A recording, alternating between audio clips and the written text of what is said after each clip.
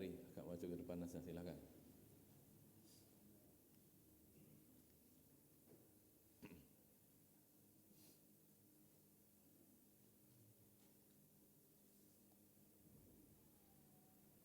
Bismillahirrahmanirrahim. Alhamdulillahirabbil alamin. Nasta'inuhu wa nastaghfiruh.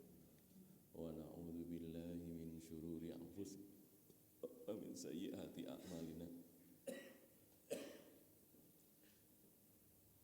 May yahdihillahu fala mudilla lahu wa may yudlil fala hadiya lahu. Asyhadu an la ilaha illallah wa asyhadu anna Muhammadar Rasulullah. Allahumma shalli ala Muhammad wa ala ali Muhammad. Amma ba'du. Pelajaran dari ayat 71 sampai 73. Yang pertama sudah kita baca. Kita lihat pelajaran yang kedua dari rangkaian ayat ini. Guru bertanggung jawab mendidik murid.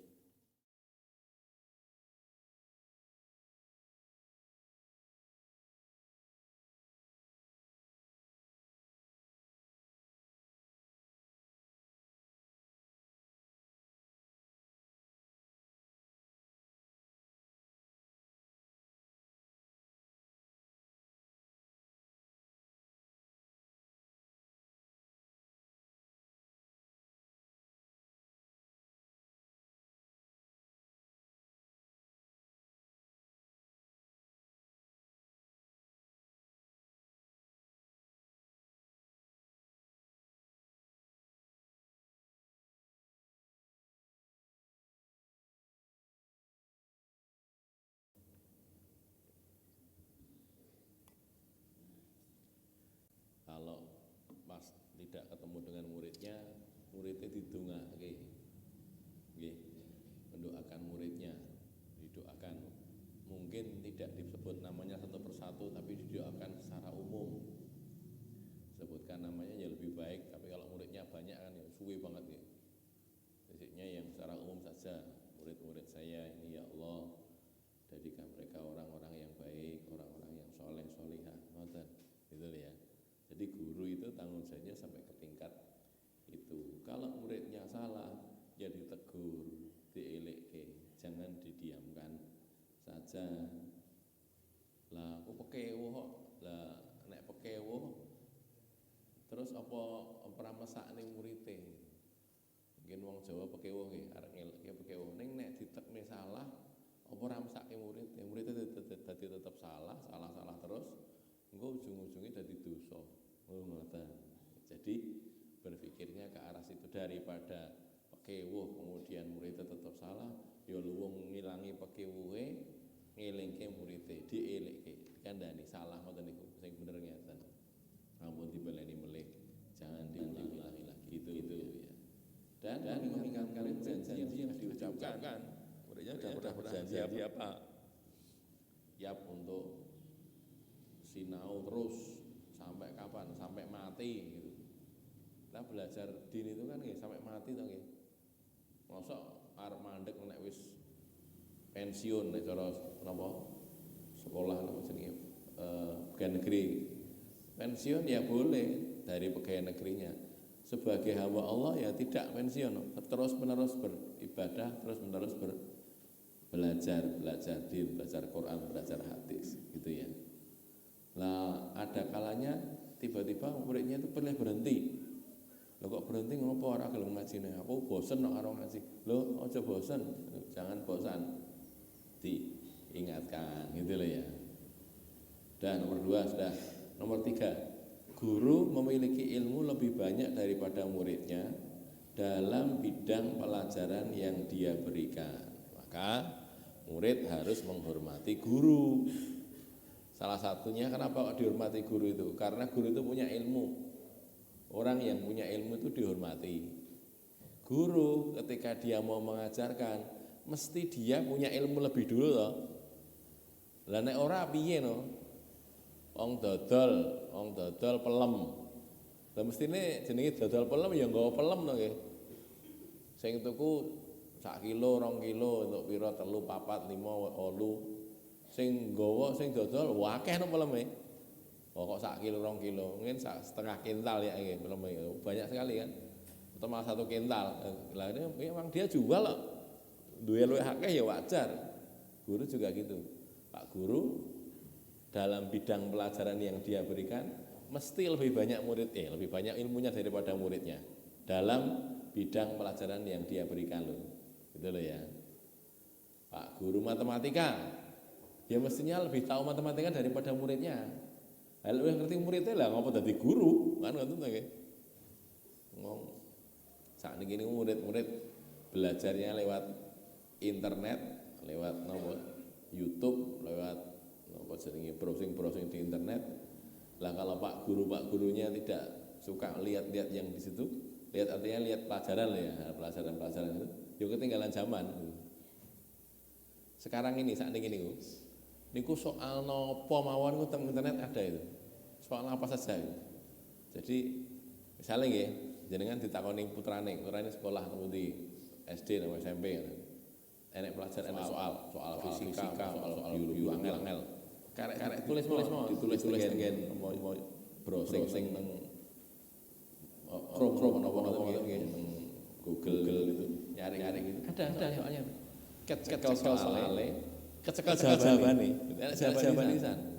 Jadi begitu. Saking besarnya apa namanya dunia yang ada di dunia maya istilahnya dunia maya.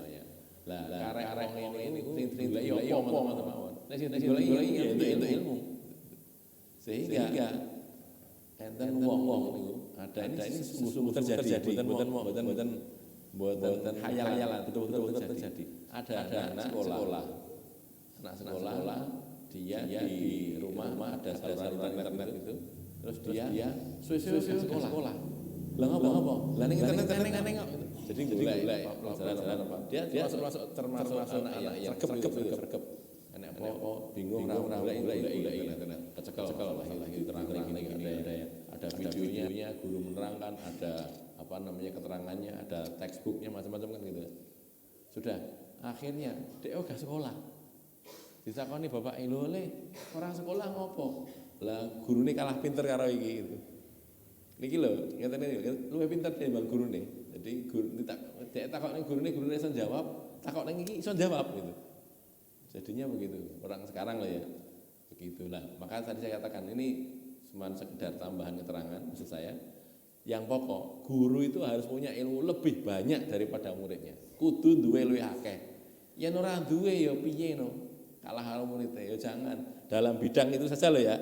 Bidang pelajaran itu saja dia harus lebih pintar daripada muridnya. Kalau tidak akan bisa jadi guru. Tidak bisa. Lah kalah pintar karo muridnya. Nah, guru fisika misalnya, dia lebih pintar fisika daripada muridnya. Walaupun dalam bidang sejarah misalnya, lebih pintar muridnya, ya ora apa-apa.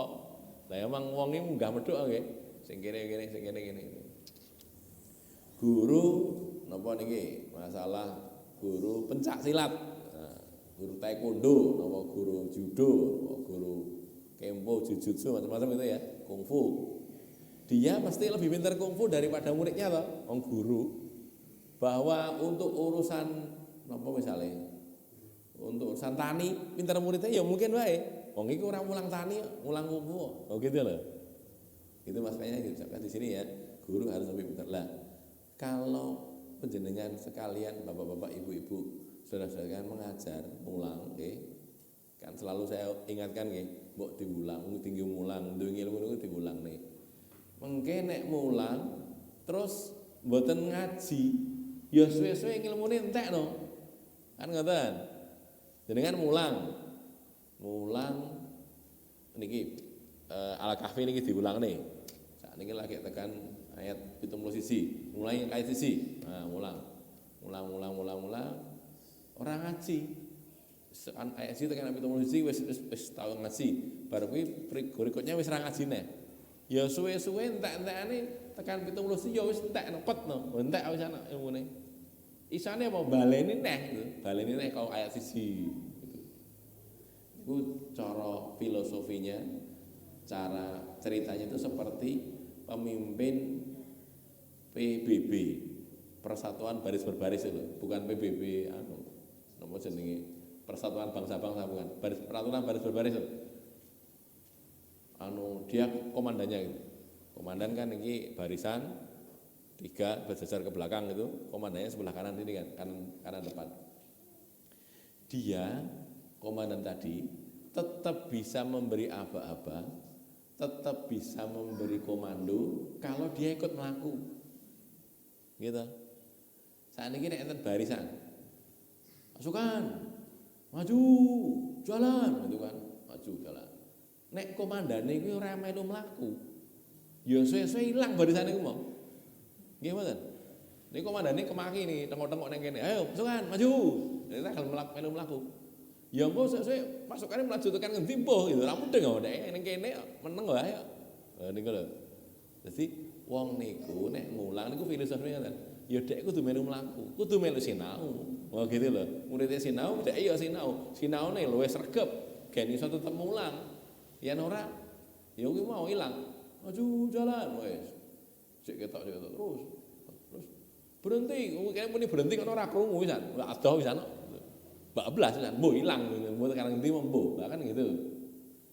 Dia komandan tadi itu bisa meneng wae iso. Carane napa pasukan barisan ini kon mubeng tok. Maju jalan. Belok tekan kono. Belok kanan, gerak. Belok kanan jalan, belok kanan. Belok kanan lagi, belok kanan ae. Belok kanan lagi, belok kanan ae. Belok kanan, kamu bongi dhek gitu loh. Kan sakit iki ngoten niku. Udah ngoten. Dia bisa tidak bergerak asal muridnya. Pasukannya itu kon mubeng wae ngono lho. Ono belok kanan ae, belok kanan bali ngono meneh. Belok kanan kan ngono. Lho baris berbaris apa kaya ngono kuwi. Lah itu tidak tambah-tambah. Itulah kalau guru tidak belajar. Yen guru ki ora nambah ilmune, muridé ya gur pancet ngono kuwi wae. Niku wae lho nggih. Al-Kafi 1/71. Wis. 71 ora ngaji neh iki, mandeg. Bar kuwi sesuk entek pelajarane piye? Ya Al-Kafi neh ae siji neh. Lho kok baleni neh. Mau beng neng kono wae lah itu tadi loh. Makanya belajar, sinaulah, belajarlah. Semakin banyak belajarnya semakin baik. Ya ngoten nggih. Wis kalau ya. Nggih makanya ini kaitannya dengan menghormati guru, maka murid itu harus menghormati guru. Dihormati kenapa? Karena ilmunya, bukan karena kekayaan, bukan karena lebih tinggi apa tubuhnya, enggak, bukan karena lebih gemuk, tidak, karena ilmunya. Mengatakan kebenaran pada waktu nomor 4 ya. Mengatakan kebenaran pada waktu yang tidak tepat atau dengan cara yang tidak tepat itu akan menimbulkan masalah. Niki niki kaitan dengan Nabi Musa niku nggih. Nabi Musa kan ngomong, Nabi Khidir iki salah kowe iki. Oh, enek kapal mbok rusak iki piye gitu. Terus nah, ini ternyata salah kenapa? Karena pada waktu yang tidak tepat. Tidak tepat waktunya. Waktunya kapan? Ya nanti kan sudah diberitahu oleh Nabi Khidir, kamu jangan tanya sampai saya beritahu jawabannya. Nanti tak beritahu jawabannya, tapi bukan sekarang. Nanti kamu jangan tanya. Ini tidak tanya, malah negur. Iki piye to kok ngono? Lebih dari tanya itu. Ya, jadi itu juga termasuk yang tidak dibolehkan. Nah, sekarang gini. Kita berdakwah nih, ngulang ngaji. Mohon dihindari ya hal-hal yang bisa berpotensi bisa mengakibatkan fitnah. Nah, gitu. Kita lihat sing diulangi bangsane sapa to iki? Iki jek wong laki ngaji anyaran. Engko yen enek sing takon neko-neko jawaban ngene, "Pun sakniki ngaji sik men, engko nek ngaji lak enten jawabane." Gitu saja. Bukan kita bohong, bukan. Jane halal dikatakan haram, jane haram dikatakan halal. Tidak. Kita sampaikan kepada yang bertanya itu, Pak, Bu, Mas, Mbak, niku mungkin akan terjawab kalau kita ngajinya sampai situ. Sekarang kita belum ngaji situ, sithik-sithik. Asa kesusu kabeh kudu ngerti mboten. Ora iso kok ngaji kok langsung ngerti kabeh iku ora iso. Ilmune Allah ki akeh banget kok. Qur'ane 6000 punjul ayate. Kan ngoten to nggih? Tidak bisa langsung tahu, tidak bisa. Yang pelan-pelan, sithik-sithik gitu. Jadi tidak usah kita jawab. Kenapa? Karena kalau itu dijawab nanti jadi fitnah. Gitu loh ya, jadi fitnah. Makanya Caranya ya tadi, sebentar, ini kita perlu waktu, artinya kita perlu ngaji dulu baru sampai ke sana. Ini juga sama, mengatakan yang dikatakan itu benar-benar, tidak salah, memang betul begitu seperti yang harus dikatakan. Tetapi kalau itu dikatakan sekarang bisa menimbulkan masalah. Itu contohnya, banyak nanti contoh detailnya, contohnya banyak. Guru berhak menerapkan aturan terhadap muridnya sesuai syariat. Nah, ini karena guru dia berhak menerapkan aturan ini pokok men mulai jam itu ngajine ya kok jam itu pun yo siji telat tutup lawange ora oleh mlebu. Nah, ini Pak Guru oleh telat tekan jam itu 10. Lho kok urip? Ya sak karepe gurune to nggih. Gurune telat 10 menit oleh nek murid itu telat 1 menit ora oleh. Jadi, apa namanya? Karena jam 7 lebih 1 tutup pintunya. Nah, padahal gurunya udah teko itu.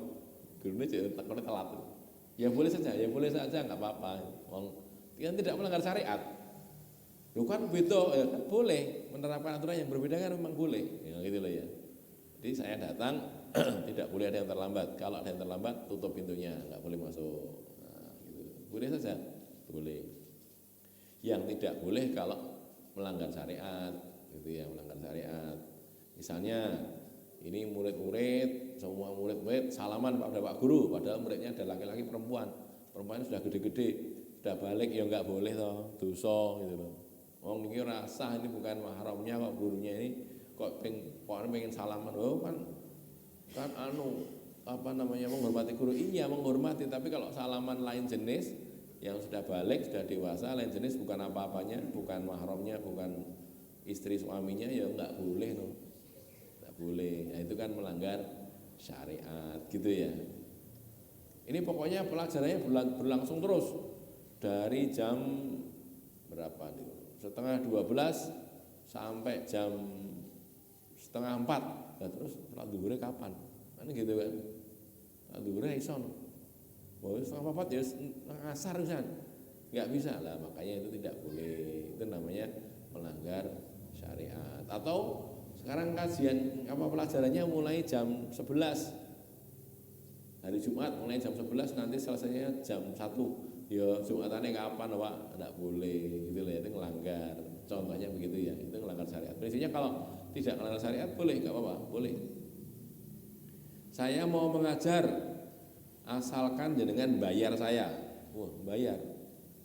Tidak usah mahal-mahal, pokoknya sak tekanan sak yuto. Orang banget itu. Sak tekanan sak yutoi. Ya kalau gurunya bilang gitu ya boleh saja. Nah, karena muridnya gelem apa ora kan itu nggih. Gah larangan asah wae. Ya enggak apa-apa gitu. Maka saya sampaikan pada saudara-saudara kita nggih yang mengajar ngaji, dengan mulang ngaji, maca Quran, apa ngaji tafsir, apa ngaji hadis, apa sanese dibayar. Mboten napa-napa, itu halal, boleh. Halal, tidak dosa, tidak haram, boleh. Jangankan kok dibayar, minta dibayar saja boleh kok. Jaluk dibayar oleh. Tetapi ada tetapinya. Kalau sampai karena minta dibayar itu ada orang mau ngaji Quran jadi terhalang, goro-goro rakwat bayar, lah orang tadi jadi dosa, gitu loh. Yang menerapkan harus bayar tadi loh, jadi dosa. Kenapa? Karena orang arep melu ngaji jadi ra iso. Jadi dia pengen ngaji, ning goro-goro ra iso bayar jadi ra iso ngaji. Lah itu dosa, yang punya ilmu itu dosa, gitu loh masalahnya. Ya, jadi tapi betul orang mau jangan mulang tentang perumahan elit. Kemudian pun di Klaten lagi. Soalnya perumahan larang-larang kan kayak, gue larang-larang mau suge kabeh. Kemudian niku elek-elek wong niku paling melarat-melarat wong niku tumpakane Innova itu paling elek. Innova niku sijang niku lho nggih. Wah sing liya-liyane ya nek era Fortuner apa Pajero apa macam-macam. Pokoknya sing apik-apik niku. Nah ini neng kono mulang ngaji terus dengan ngomong, saya mau ngajar di sini, asalkan sekali datang kira-kira 2 jam saya dibayar 500.000. Ya apa-apa, kuat kok mereka bayar, kan gitu loh ya, enggak apa-apa. Mereka orang-orang kaya kok, boleh, enggak apa-apa gitu. Jadi malah bayar tenanan gitu loh, wong bayar kan tenanan, ya apa bayar, yang penting ngasih kan, gitu boleh gitu loh ya, tidak apa-apa. Cuma tadi Kalau kita lihat ternyata orang-orang ini orang-orang yang tidak punya, ra duwe, kayak dadak kok kon bayar apa ora mesake to. Gitu loh ya. Kamu berarti kan menghalangi orang dapat ilmu. Itu yang jadi masalah. Jadi dosa. Gitu. Maka saya diajari oleh guru-guru saya, wis mulang Quran ki digratiske wae. Gratis no wae, njaluk gajine ning Allah wae. Ngoten, gitu loh ya. Jadi yang kita ajarkan gratis itu bukan kok karena ini itu tidak penting. Bukan, ini penting banget. Cuma kita gratis ki kenapa? Loh, nek cara dibayar ngono larang banget kok ini. Gitu ya, cuman gratis ki wae gen banyak orang yang tahu, biar banyak orang yang selamat dari neraka gitu. Nah terus sing gaji sapa? Ya nyuwun karo Allah wae. Allah luwih sugih. Allah Maha Kaya. Baik, kita lihat sekarang ayat kaitan. Ini kok mati nih suaranya, kalau arep entek ini malah mati-mati nih.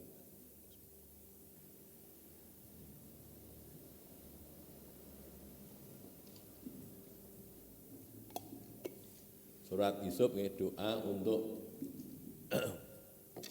dibersamakan dengan orang-orang soleh. Doa untuk dibersamakan dengan orang-orang soleh. Kita lihat surat Yusuf, surat yang ke-12, ayat yang ke-101.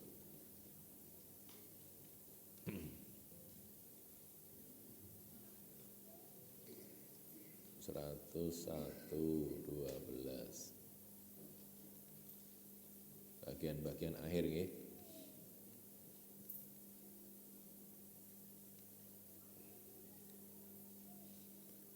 A'udzu billahi minasyaitonir rajim. Rabbi qad ataitani minal mulki wa 'allamtani min ta'wilil ahadits. Fatiras samawati wal ardi anta waliyyi fid dunya wal akhirah. Tawaffani musliman wa alhiqni bis shalihin. Qad ataitani, qad ataitani, engkau telah memberi kepada, engkau telah memberikan kepadaku minal mulki, dari kerajaan, wa alamtani, dan mengajari aku, engkau mengajarkan kepadaku mengajari aku min ta'wilil ahadits, dari takwil-takwilnya mimpi-mimpi. Takwil penakwilan ala ahadits maksudnya ngimpi. Bukan takwil hadis, bukan. Hadis ini artinya mimpi. Fatiros samawati, wahai yang menciptakan langit-langit, beberapa langit. Fatir, yang menciptakan. As-samawati, beberapa langit. Wal ardi, dan bumi. Anta waliyyi, anta engkau waliyyi, waliku, pengurusku. Fit dunya, di dunia, wal akhirati, dan akhirat. Engkau adalah waliku di dunia dan di akhirat. Tawafani musliman, wafatkanlah aku, matikanlah aku musliman, sebagai orang muslim, sebagai orang Islam.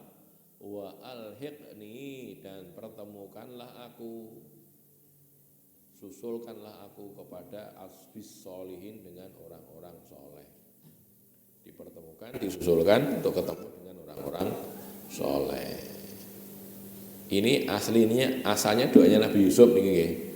Doa Nabi Yusuf ketika sudah ketemu dengan bapaknya atau saudara-saudaranya, terus mereka sujud gitu ya. Di ayat 100 itu nggih. Ayat 100 kita lihat sebentar. Wa rafa'a abawahi al-arsy wa kharru lahu sujada, gitu kan. Nabi Yusuf itu ngangkat dua orang tuanya, bapak dan ibunya, cuman ibunya ini ibu sambungan gitu, karena ibunya sendiri sudah wafat, sudah meninggal. Ibunya ini istrinya Nabi Yakub yang lain maksudnya gitu, bukan ibu kandung. Itu meminta mengangkat ke arsy, ke singgasana, suruh duduk di singgasana. Terus wa kharru lahu sujada, lalu mereka sujud kepada Nabi Yusuf, bapaknya, ibunya, ibu sambungan tadi, dan 10 orang anggota keluarganya, gitu ya. 11 nih, 10 orang. 10 tambah 1 11 ya. 11 orang. Lalu Nabi Yusuf berkata, ya abati, wahai bapak, Hadza ta'wilu ru'yaya min qablu, ini takwil dari mimpi saya dulu. Saya dulu karena waktu masih kecil pernah mimpi ada matahari, bulan, terus 11 bintang sujud kepada saya. Gitu kan? Takwilnya ya ini. Bapak, ibu, dan 11 saudaranya sujud kepada Nabi Yusuf. Cuman sujudnya itu sujud penghormatan. Karena di dalam syariatnya Nabi Yakub, syariat Nabi Yusuf itu orang sujud pada orang masih boleh. Tapi ini sujudnya sujud penghormatan, bukan sujud ibadah. Nah, gitu ya. Sujudnya bersyukur kepada Allah atas pemberian kebaikan kepada Nabi Yusuf, gitu ya. Jadi bukan sujud untuk menghamba, bukan. Nah, maka di sini di ayat 101 ini salah satu doa Nabi Yusuf, gitu. Kan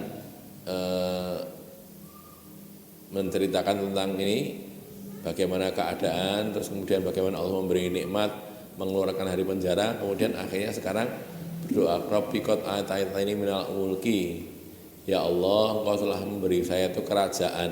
Nabi Yusuf jadi raja kan dia, raja Mesir, atau paling tidak wakilnya raja dulu ya, era raja ya, wakili raja. Terus juga diajari takwilnya mimpi. Nabi Yusuf itu bisa menakwilkan mimpi karena diajari ilmunya oleh Allah, gitu ya. Takwil mimpi, ngimpi rajane ngimpi enek sapi pitu lemu-lemu dipangan sapi pitu kuru-kuru. Sapi pitu yang kuru-kuru iso mangan sapi mangan sapi gitu. Wah, hebat banget iki. Padahal menungso lu hebat. Menungso ki apa-apa dimakmuk ki. Sapi ya gelem, wedhus gelem, sego gelem, napa meneh? Pecel apa? Sayur ya gelem, iwak ya gelem. Antek beton aspal ya gelem juga to menungso saking apa-apa dimakmuk. Menungso nggih balik ke sini lagi. Jadi manusia itu dia diberi kemampuan menakwilkan mimpi. Nabi Yusuf itu ada sapi kurus 7, makan sapi gemuk. Dan saya juga 7. Oh, itu takwilannya ada 7 tahun kemarau. 7 tahun kemarin nanti menghabiskan makanan di 7 tahun yang subur. Nah, gitu loh. Sapi 7 sapi yang gemuk itu artinya 7 tahun subur. 7 sapi kurus artinya 7 tahun kemarau. Nah, udan blas. Nah, carane gen selamat yang 7 tahun kemarau ini, dalam 7 tahun yang subur ini kita menanam yang banyak, dimakan juga, tapi sebagian disimpan untuk cadangan 7 tahun ini. Begitu loh. Itu takwilan mimpi loh itu. Nek orang mudeng takwilan mimpi yo bingung nakwilane piye. Padahal itu kan sebenarnya ilham ya, ilham dari Allah kepada raja untuk memberitahu raja engko diengkas negaramu dalam bahaya lagi. 7 tahun kas kira iso nandur blas. Engko nek nanam sejak sekarang kamu akan kelaparan, gitu kan. Jadi diberitahu caranya dengan diilhami dengan mimpi. Lah ini yang bisa nakwilkan Nabi Yusuf. Liyane ra mudeng. Wopo kuwi enek sapi kuru, sapi lemu opo ra mudeng niku. Nah, ternyata Nabi Yusuf bisa menakwilkan. Itu karena Allah memberi, ini juga alam tani minta wilil ahadis. Jadi mengaku bahwa apa yang dia miliki itu loh, itu diberi oleh Allah. Saat niki sekarang ini banyak orang ra gelem ngakoni. Nek pinter, wah aku pinter, wah aku sinau mumpeng, wah aku memang cerdas gitu. Padahal memang yang menjadikan dia cerdas itu siapa? Ya Allah Subhanahu wa taala. Jangan berbangga, saya ini profesor, doktor saya ini. Mudeng masalah ini, iya. Tapi itu kan dari Allah toh. Makanya jangan menepuk dada, tapi pujilah Allah, alhamdulillah. Kita kan diajari kan tentang alhamdulillah, diberi sesuatu mengucapkan alhamdulillah.